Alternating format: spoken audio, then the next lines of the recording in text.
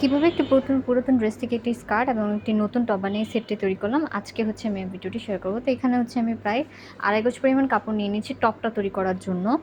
তো এই ২.৫ গজ পরিমাণ কাপড় থেকে হচ্ছে প্রথমে হচ্ছে এখানে আমি ৪ ভাঁজ করে বডির মাপ অনুযায়ী কাপড়টা কেটে নিব এবং শোল্ডারের মাপ নিব ৫ ইঞ্চি পরিমাণ, পুঁটো নিব হচ্ছে ৫ ইঞ্চি পরিমাণ। নিয়ে আর উপর থেকে হচ্ছে আমি কোমরের মাপ হচ্ছে আলাদা ১৪ ইঞ্চি করে কাপড়টা কেটে নেব।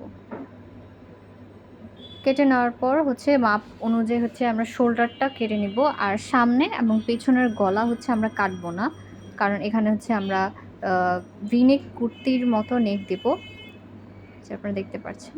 ৫ ইঞ্চি পরিমাণ শোল্ডার আর ৫ ইঞ্চি পরিমাণ পুঁটি, এখানে একটা আর্ম হোলের শেপ দিয়ে দিচ্ছি।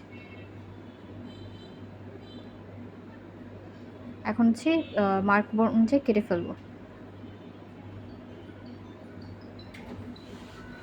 তো এখানে সামনের গলার লম্বা নিচ্ছি ৮ ইঞ্চি পরিমাণ আর চওড়া নিচ্ছি ৩ ইঞ্চি পরিমাণ। নিয়ে হচ্ছে এখানে একটা ১/২ ইঞ্চি পরিমাণ মার্ক নিয়ে ভি শেপ নেকটা কেটে নিচ্ছি।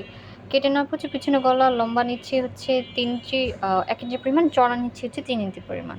এবং হচ্ছে এই সামনের গলার নেকটা হচ্ছে আমি মার্ক অনুযায়ী কেটে নিচ্ছি। এটা হচ্ছে আমি রিসেন্টলি একটা ভিডিও আপলোড করেছি। ওই আপলোডে হচ্ছে আমি ক্লিয়ারলি বুঝিয়ে দিয়েছি। সেম গলায় তৈরি করা হয়েছে।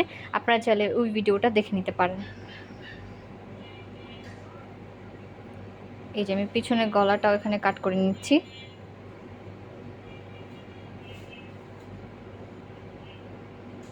এবার হচ্ছে আমি এখানে শোল্ডার দুটো জয়েন করে দেবো। এখানে হচ্ছে আমি হাতার কাপড়টা কেটে আলাদা করে নিচ্ছি।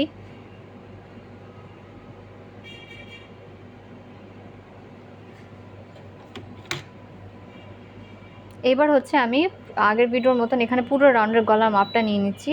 নিয়ে হচ্ছে এখানে ২৪ ইঞ্চি পরিমাণ হয়েছে। এবার হচ্ছে নিচে যে আমরা ফ্রিলটা তৈরি করবো, এই ফ্রিলের লম্বা নিচ্ছি হচ্ছে আমি ৭ ইঞ্চি পরিমাণ, চড়া নিচ্ছি হচ্ছে ৭ ইঞ্চি পরিমাণ, লম্বা নিচ্ছি হচ্ছে আমার কোমরে যে মাপছে তার থেকে ডাবল, আপনারা চাইলে বেশি নিতে পারেন। এই যে এখানে হচ্ছে আমরা সামনে কুচিগুলো বসাই, নিচে পাটটার সাথে জয়েন করেছি। আমার এখানে কুচিগুলো বসানো হয়েছে। এবার হচ্ছে আমি কোমরের পাটির সাথে এটা জয়েন করে ফেলবো।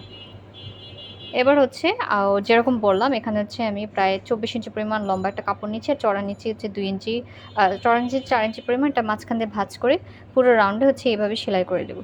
এই যে নেকটার আপনারা উপর দিয়ে একটা ডিজাইন করতে পারবেন। এখানে হচ্ছে আমি পাফ স্লিভস দিয়েছি। আর এই নিচের পার্টটার সাথে জয়েন করলে কিন্তু আমাদের ইজিলি টপসটা তৈরি হয়ে যাবে।